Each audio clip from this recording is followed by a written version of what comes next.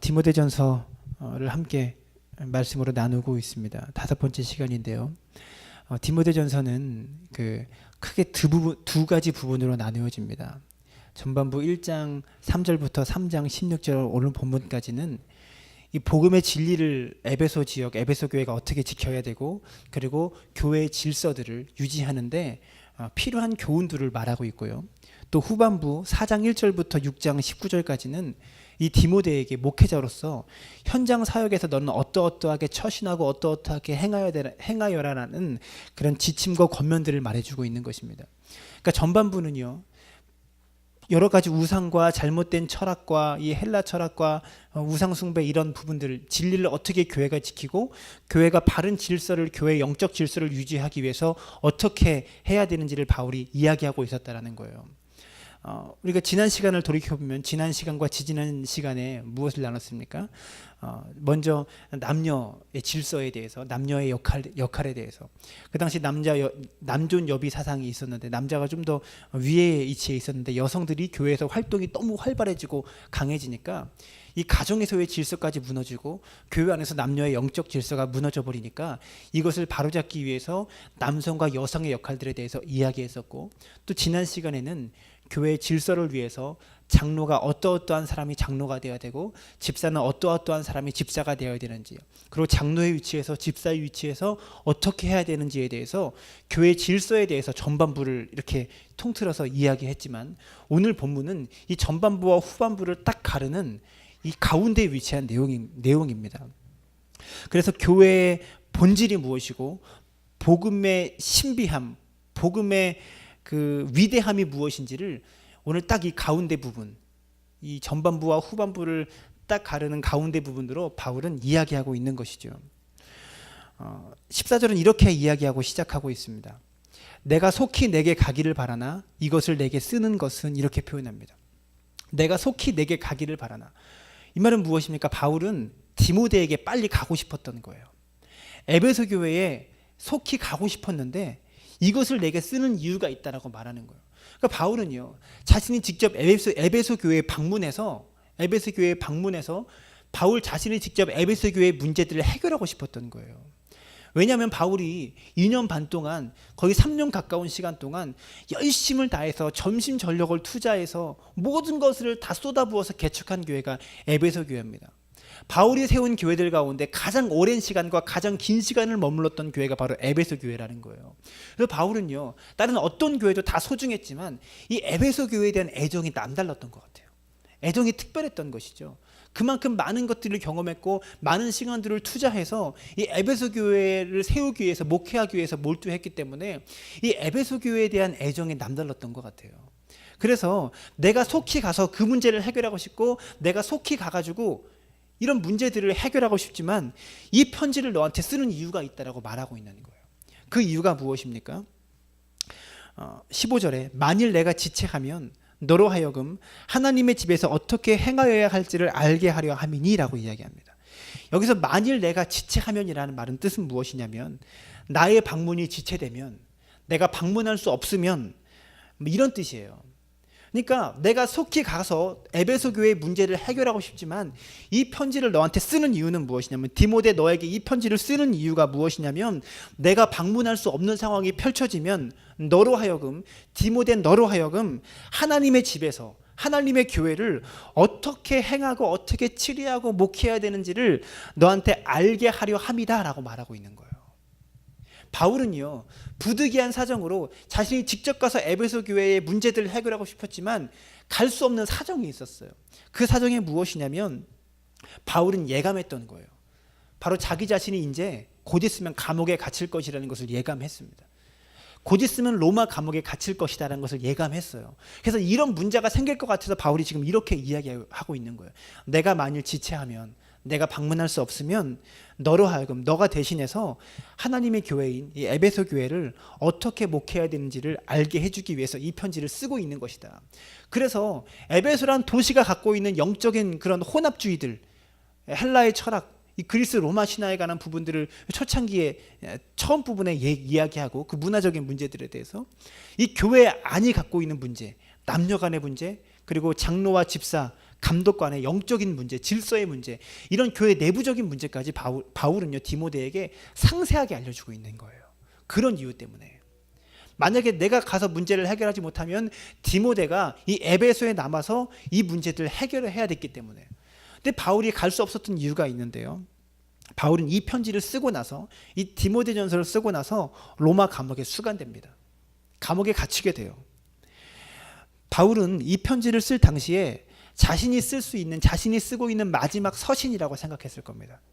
이제 죽음을 앞두고 내가 쓰는 마지막 서신이다라고 생각했고, 그리고 바울은 1년 뒤에 AD 67년에 로마 감옥에 2차 투옥됩니다. 두 번째로 투옥되는 거죠. 진짜 투옥되고 감옥에서 디모데후서를 또 써요. 감옥에 가기 전에 이 디모데 전사가 마지막일 거라 생각하면서 썼는데, 감옥에 들어가서 1년 뒤에 감옥에 들어가고 그 감옥에 또 급하게 디모데후서를 또 쓰는 거예요. 그러고 나서 또 1년 후에 68년에 순교합니다. 그러니까 바울은 알고 있었어요. 죽음이 곧 임박해 있다는 것. 내가 곧 순교할 것이 임박해 있다는 것을 알고 디모데를 세웠던 거예요. 그리고 디모데에게 자세하게 가르칩니다. 그러니까 15절은 이 디모데전서를 기록한 목적을 이야기하고 있죠. 디모데에게 에베소 교회를 어떻게 목회하라고 당부하는 내용들로 이 디모데전서가 구성되어 있습니다. 그래서 바울은요 하나님의 교회에 대해서 이야기하고 있는데요, 바울이 말하는 교회관을 디모데에게 밝히고 있어요. 무엇이냐면 이 집은 살아계신 하나님의 교회요 진리와 기둥의 터이니라.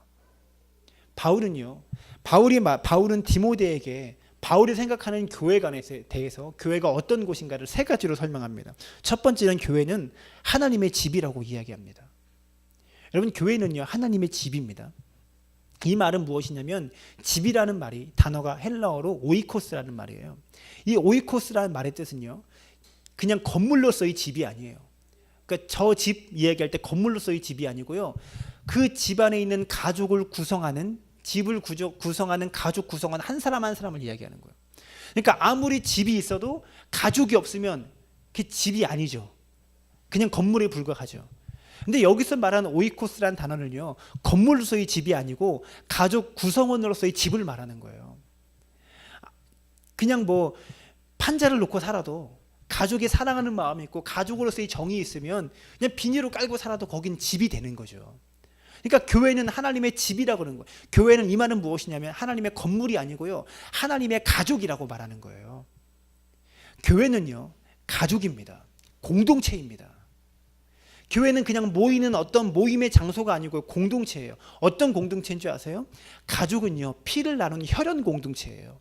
가족은 피를 나눈 혈연 공동체지만 교회는요 언약 공동체입니다. 하나님 말씀으로 이루어진 언약 공동체라는 거예요.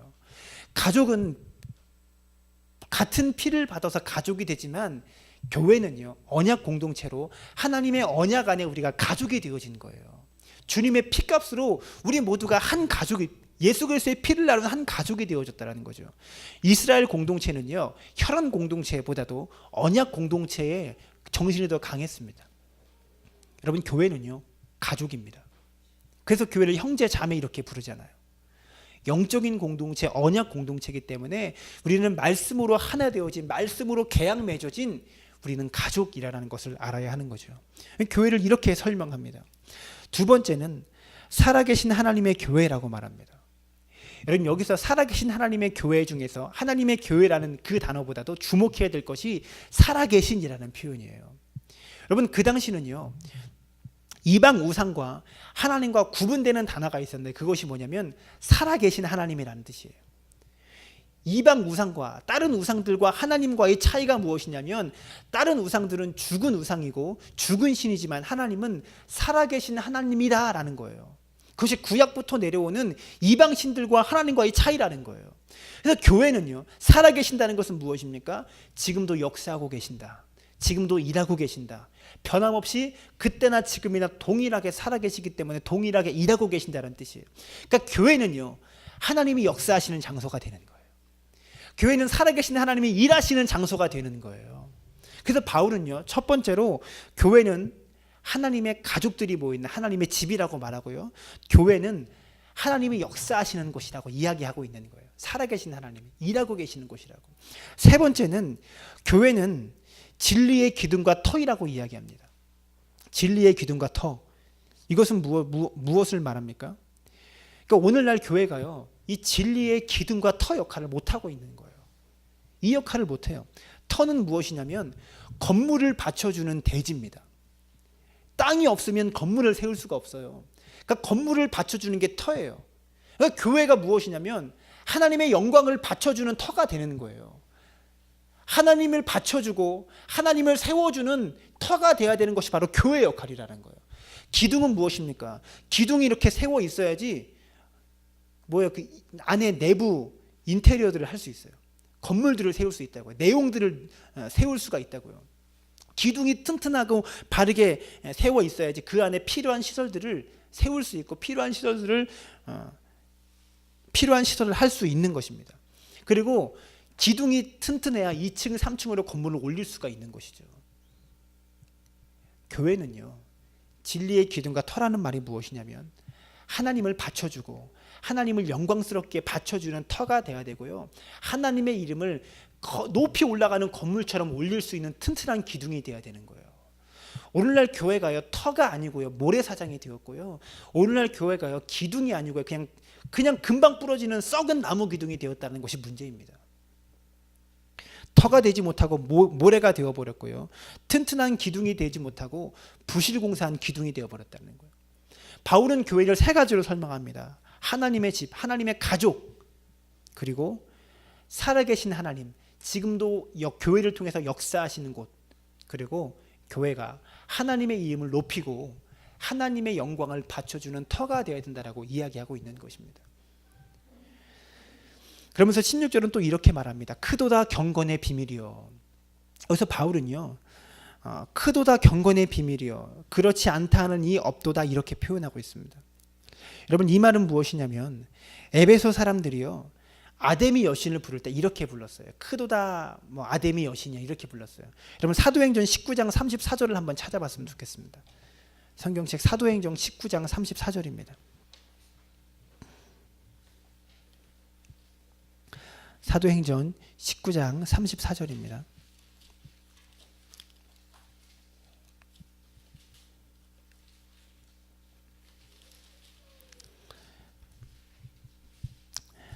그 당시 에베소 사람들이 아데미 여신을 이 바울이 한 말처럼 불렀어요. 19장 34절 시작. 그들은 그가 유대인인 줄 알고 다 한 소리로 외쳐 이르되 크다 에베소 사람의 아데미여 하기를 2시간이나 하더니. 여러분, 우리가요, 하나님을 찬양합니다, 할렐루야, 이런 말이 우리 입에 붙어 있잖아요. 이 사람들이 이 아데미 여신을 숭배하는 사람들은요, 크다 에베소 사람의 아데미여, 크도다 아데미 여신이여, 이런 말들이요, 그들의 종교심의 수식어처럼 붙어 있었나 봐요. 바울은요, 지금 하나님을 이야기하는데 이 에베소 사람들이 표현했던 그 단어를 그대로 써서 표현하고 있어요. 크도다 경건의 비밀이요, 크다 에베소 사람의 아데미여, 이렇게 붙였던 수식어를요, 하나님께 붙여서 크도다 경건의 비밀이여라고 이야기하고 있는 거예요. 이 말은 무엇입니까? 에베소가 숭배하는 아데미 여신을요, 정면으로 반박하고 그에게 도전하기 위한, 그를 짓밟기 위한 표현인 거예요. 아데미 여신을 믿었던 그 에베소 사람들이 잘 썼던 그 말을요, 하나님에게다가 붙였음으로 말미암아 하나님이 더 크다라고 이야기하고 있는 거예요. 그러니까 에베소 사람이 섬기는 그 아데미 여신과 하나님과 지금 정면으로 충돌하고 있다라는 말이죠. 그러면서 이렇게 표현하고 크도다 경건의 비밀이여라고 말하고 그렇지 않다 하느니 없도다라고 이야기하는 거예요. 그러니까 이 아데미 여신보다 하나님 예수 그리스도의 경건의 비밀, 그 복음의 비밀이 더 크다라고 이야기하면서 그렇지 않다고 하는 사람이 없다라고 이야기하는 것은 무엇입니까? 에베소에 있는 모든 사람들이 이 아데미 여신보다 하나님을 더 높게 여긴다라고 말하고 있는 거예요. 이것이 사실인지는 모르겠지만 바울은요, 이렇게 선포하고 있는 것입니다. 이렇게 지금 선포하고 있다라는 것이죠.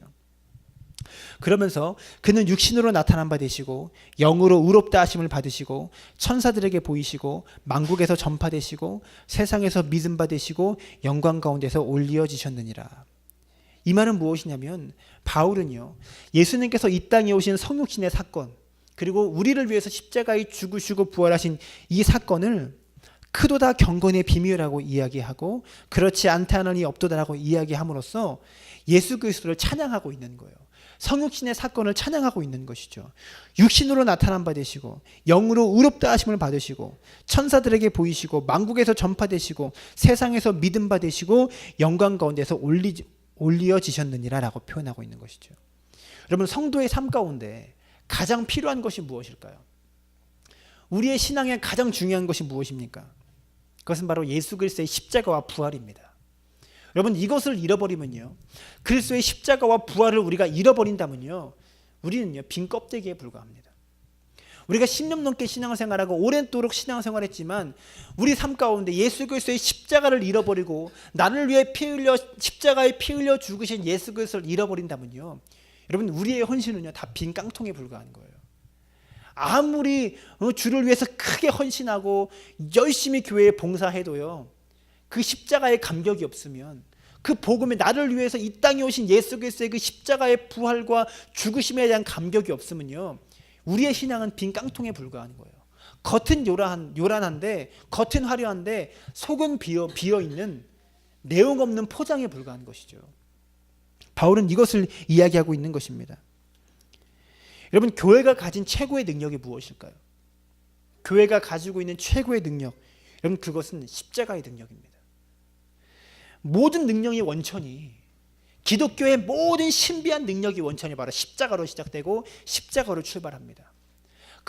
신령한 은사보다도요, 모든 신령한 은사의 원천이 바로 십자가의 능력인 거예요. 그래서 교회가 가진 최고의 능력은 바로 십자가입니다. 아까 바울의 교회관을 이야기했습니다. 그것의 원천이 무엇입니까? 예수 그리스도의 십자가라는 것이죠.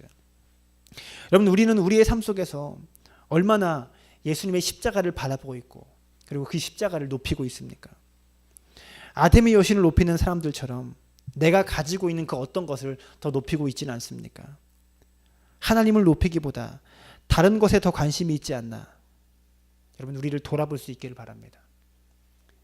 십자가를 높입시다. 찬양할 수 있는 여러분들 되어지길 바랍니다. 바울은 오늘 본문을 통해서 디모데에게 이 편지를 쓴 이유에 대해서 이야기하면서 교회가 무엇인지를 말합니다. 교회가 무엇인지, 여러분, 우리 삶 가운데 교회가 무엇인지, 교회가 얼마나 소중한 것인지를 알아야 합니다. 그리고 이 교회는요, 예수 그리스도의 피값으로 사신, 예수 그리스도의 생명을 주고 사신 아주 귀한 것입니다. 우리의 삶을 다해서 우리의 생명을 걸고 지켜야 될 것이 바로 교회라는 것이죠. 오늘날 교회를 위해서 우리가 함께 기도하고 중보하고 그랬으면 좋겠습니다. 그래서 우리 교회가 회복되어지는 역사를 경험할 수 있기를 바랍니다. 우리 사랑나무 교회는요, 오늘 이 바울이 전한 이 교회의 본질을 회복하기를 원합니다. 그래서 욕심 부리지 않고 싶어요. 교회가 커지는 욕심, 성도가 더 많아지는 욕심, 부흥에 대한 열망의 재석이 없다는 것이 아니고요, 이런 목회자의 욕심이 없었으면 좋겠습니다. 그래서 다른 어떤 큰 교회를 꿈꾸기보다 하나님의 집으로서, 하나님의 가정으로서 언약 공동체적인 교회가 되어지기를 원하고요, 그리고 매일매일 살아계신 하나님께서 역사하시는 교회가 되어지기를 바라고요, 주님을 위한 진리의 기둥이 되고 터가 되는 교회가 되길 원합니다. 그래서 우리의 이 교회를 통해서 예수 그리스도의 십자가가 자랑되고 십자가가 높여지는 역사가 일어나기를 소망합니다.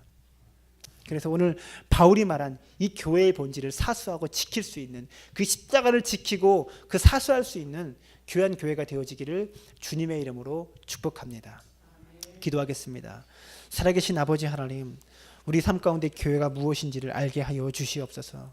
교회가 문제가 있을 때 바로 달려가서 그 문제를 해결하기를 원했던 이 바울의 마음을 본받게 하시고 오늘날 교회를 회복하고 다시 세우는데 하나님, 우리 사랑나무 교회가, 우리 성도 한 사람 한 사람이 바르고 온전하게 사용되어지도록 주님 함께 하시고 역사하여 주시옵소서. 감사드리며 살아계신 예수님의 이름으로 기도드렸사옵나이다. 아멘.